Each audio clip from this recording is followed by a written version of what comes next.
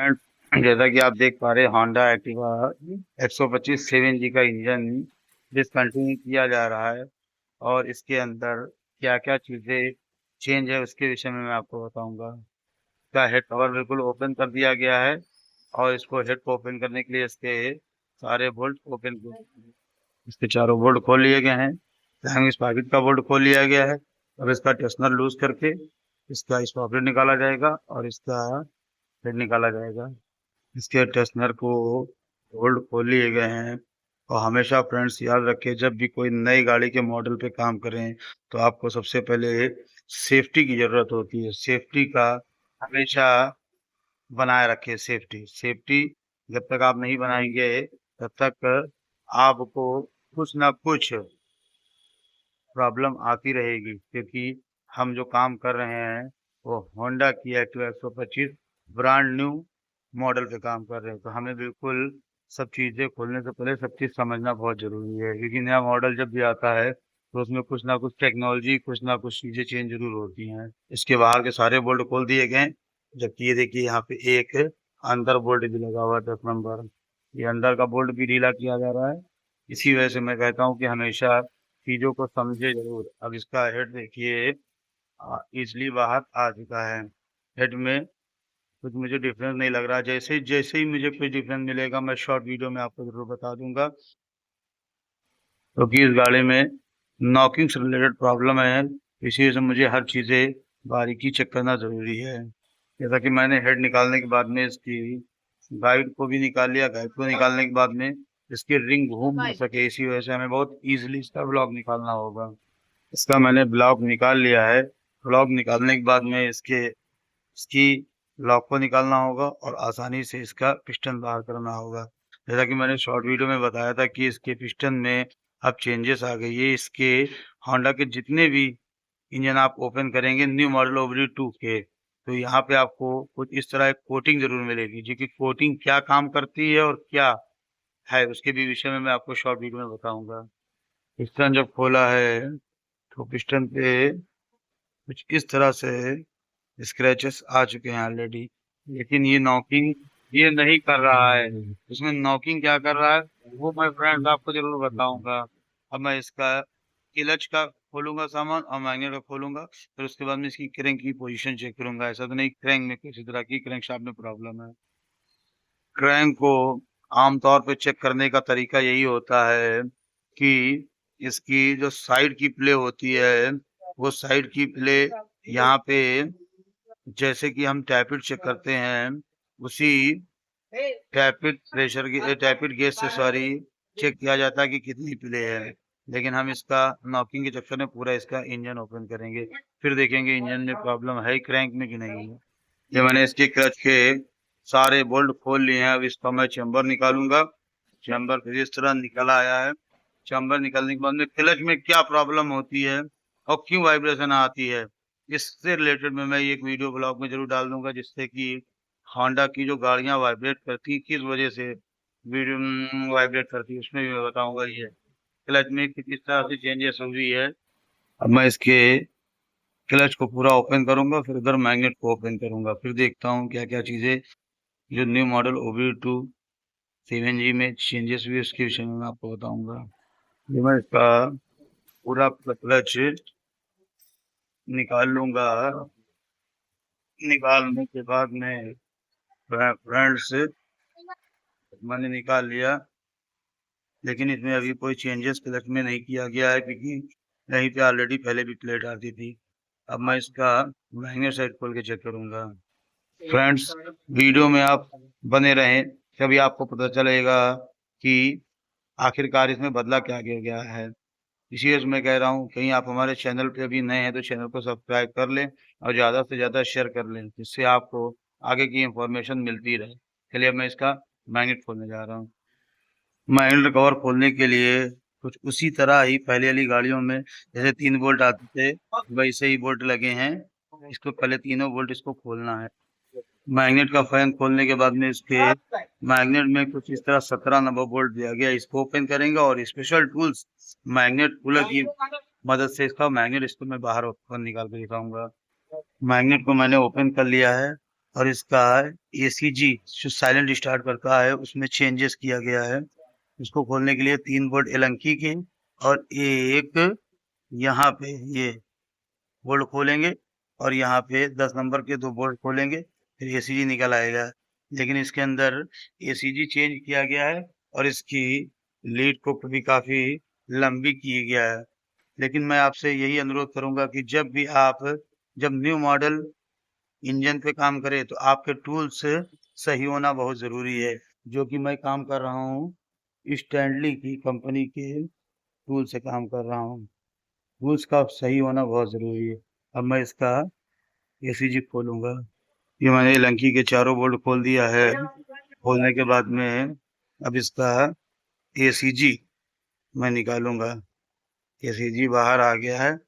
Magnet में कुछ इसके बाद में कुछ और नहीं दिया गया है।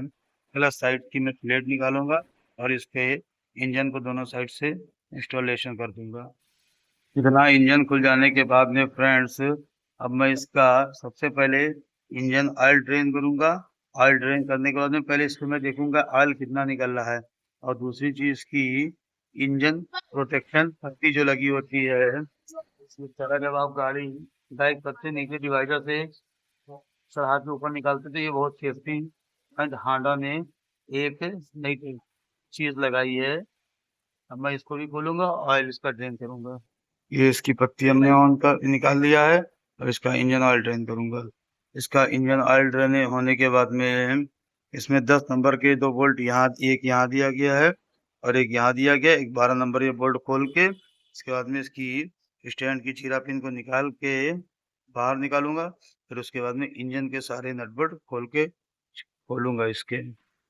इसमें जैसा कि फ्रेंड्स आप जानते हैं 600 ml इंजन ऑयल पड़ता है और इसमें जो क्वांटिटी होती है ये देखिए इंजन ऑयल पूरा निकला है। इसका मतलब ब्लॉक पिस्टन से कोई प्रॉब्लम नहीं, लेकिन फिर भी मैं इसका पूरा इंजन ओपन करूंगा। ये मैंने इसके एक इधर एक 12 नंबर वाला बोल्ट खोल दिया है और इसकी प्लेट बहुत दिक्कत होती है निकालने में फ्रेंड्स। तो आप इस प्लास की मदद से निकालेंगे और जब भी इसको निकालने के बाद में जब बैठा लेंगे तो किसी भी तरह का इसके अंदर कोई बॉन्ड नहीं लगाना। आपको सिर्फ लुब्रिकेंट करके ओरिंग को चेंज करके लगा देना है, जिससे नेक्स्ट टाइम के लिए आसानी से निकल सके। चलिए मैं इसको निकाल के दिखाऊंगा। इसकी प्लेट को यहाँ पे जब धकेल लेंगे तो इजिली निकल आएगी। निकलने के बाद में यहाँ पे क्या क्या चीजें दी गई उसकी भी मैं आपको भी शेयर कर दूंगा। यहाँ पे देखिए कुछ इस तरह पे एक स्प्रिंग दी गई है, ऑयल पंप गरारी दी गई है, टाइमिंग चेन दी गई है और स्टीयरिंग के अंदर जो गियर लगे होते हैं वो भी यहाँ पे किया गया है। चलिए मैं इसको सारी चीजें सीक्वेंस से निकालेंगे। तो जैसा कि मैंने इसका गियर निकाल दिया है, गियर निकालने के बाद में स्प्रिंग को निकाल लिया है। स्प्रिंग के बाद में यहाँ पे एक बुश लगा है, उसको भी मैं निकालूंगा। यहाँ पर की सारी चीजें निकाल ली हैं। अब मैं इसकी टाइमिंग चेन को भी निकालूंगा। यहाँ पर से टाइमिंग चेन को नो क्लास की मदद से निकाल लेना है। और यहाँ पे देखिए सारी चीजें निकल आई हैं। ये इसकी स्प्रिंग, ऑयल पंप गरारी, ऑयल पंप गरारी के ऊपर जो एक पत्ती लगती है वो। अब मैं इसके इंजन के सारे बोल्ट खोलूंगा। खोलने से पहले इसका मैं हैंगर पहले खोलूंगा। हैंगर को फ्रेंड्स खोलने के लिए यहाँ पे एक 17 नंबर बोल्ट दिया जाता है, इसको खोलना होगा। खोलने के बाद में जो एक्सल जाता है उसको निकाल लेना है और आसानी से इसका हैंगर निकल आएगा। हैंगर में फ्रेंड जो कि रबड़ लगती थी पहले वो चेंज की गई है। 7G में पहले छोटी सी रबड़ लगती थी, अब इसको काफी बेटर लुक में बना दी गई और बड़ी कर दी गई है। अब इसके मैं इंजन के सारे बोल्ट खोलूंगा, पहले उससे स्टैंड निकालूंगा मैं। ये इसका वॉशर, ये इसकी जीरा पिन मैंने यहाँ से निकाल लिया है। निकालने के बाद में इसमें थोड़ा सा मैं हैमरिंग यूज करूंगा। हैमरिंग यूज करने के बाद में इसकी स्टैंड पिन निकालूंगा और इसका स्टैंड निकाल के मैं इसके इंजन के बोल्ट खोलूंगा। फ्रेंड्स वीडियो में बने रहें और ज़्यादा से ज़्यादा चैनल को सब्सक्राइब करें, शेयर करें और कमेंट में अपना राय लिख कर जरूर बताएं कि वीडियो आपको कैसी लगी। जैसा कि आपने देखा था इसके इंजन के सारे पार्ट्स रिमूव कर दिए गए हैं, अब इंस्टॉल कर दिए गए हैं। सॉरी फ्रेंड्स, अब इसके इंजन के सारे बोल्ट 1 2 3 जो जितने भी यहाँ पे सब बोल्ट दिए गए हैं, इनको ओपन करने के बाद में इसका राइट साइड वाला फ्रेंड्स, राइट साइड वाला क्रैंककेस को बाहर निकालूंगा। और थोड़ा ध्यान ये देना है कि इसकी राइट साइड में क्रैंक शाफ्ट फिट रहती है, एक साइड ही निकलेगी क्रैंक राइट साइड से ही। चलिए हम इसके सारे बोल्ट को ओपन करूंगा। इसके लिए हमें जरूरत होगी 8 की हैंडल टी 8, क्योंकि इसके अंदर 8 के सारे बोल्ट लगे होते हैं। ये इसके मैंने सारे इसके बोल्ट जो होते हैं वो ढीले कर लिया है। इंफॉर्मेशन के तौर पर मैं आपको बता दूं कि स्टैंड पिन का यहाँ पे जो सुराख होता है, ठीक इसके पास ऊपर भी एक जो सुराख होता है उसमें भी एक 8 नंबर का बोल्ट लगा होता है।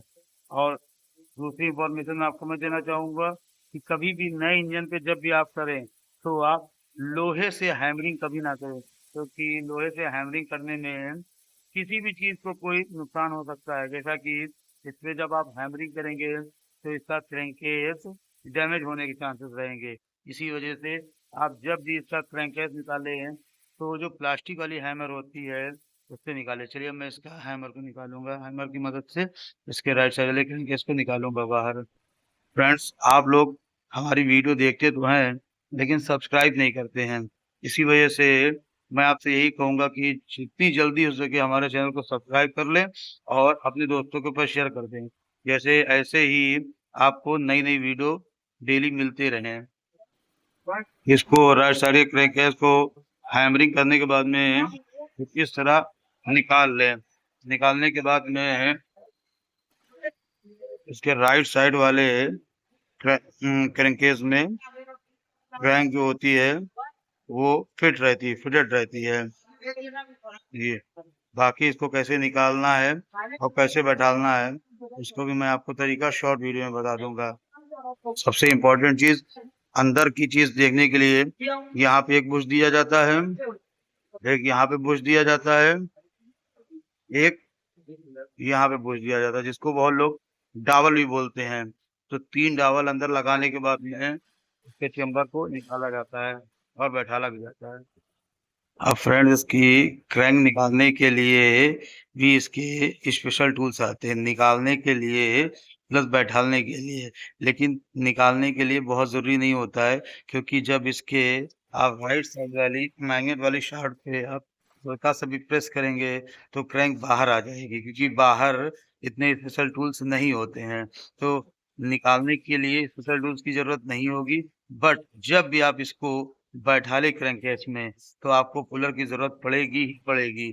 इसलिए क्योंकि आप कहीं पुलर से नहीं बैठालते तो इसकी जो बियरिंग होती है तो बियरिंग पे इम्पैक्ट जरूर आएगा और चांसेस रहते हैं बियरिंग के नॉइस की। इसी वजह से कौन सा पुलर होता है, क्या पार्ट नंबर होता है, वो भी मैं आपको इस वीडियो के माध्यम से शेयर कर दूंगा, जिससे आप लोग उसको प्रोवाइड करा सकते हैं। तो अब इसकी हम क्रैंक को बाहर निकाल लेंगे। क्रैंक को बाहर निकालने के बाद में पूरे इंजन को वॉश करेंगे कैरोसिन की मदद से, और इसके बाद में इसमें क्या प्रॉब्लम थी वो डायग्नोस करने के बाद में पूरे इंजन को फिर से फिट करूंगा। फ्रेंड्स, जैसा कि आपने देखा कि नया इंजन मॉडल का जब कोई होता है तो कैसे ओपन किया जाता है, क्या क्या चीज़ों से सावधानियां बरतनी होती हैं और क्या क्या चीज़ें ज़रूरत होती हैं। सबसे पहले स्पेशल टूल्स, दूसरी चीज़ होती है सेफ्टी, तीसरी चीज़ होती है टूल्स का अच्छा होना, और प्लस जहां आप काम कर रहे हैं वहां पे साफ सुथरा होना बहुत जरूरी होता है। जैसा कि आपने देखा, साफ सुथरी जगह पे मैंने नया मॉडल का इंजन खोला है और सारी सावधानियों के साथ में, किसी भी तरह का कोई हैमरिंग नहीं यूज किया है। सारे स्पेशल टूल की मदद से मैंने इसको ओपन किया, जहाँ पे स्पेशल टूल लगना होता है मैग्नेट के ऊपर, और हमारे टूल्स का भी होना सही ज़रूरी है, जिससे हमारे इंजन के पार्ट्स पे किसी भी तरह का कोई इम्पैक्ट नहीं आएगा।